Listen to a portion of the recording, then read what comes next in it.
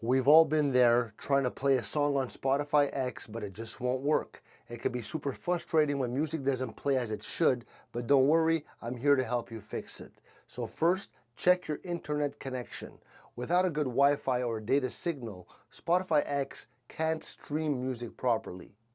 Next, you're going to try restarting the app.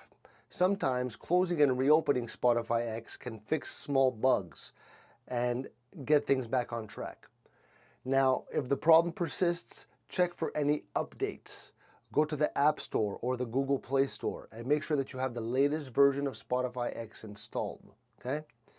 Another thing to try is to log out and then back in. This can reset the app and clear any temporary issues.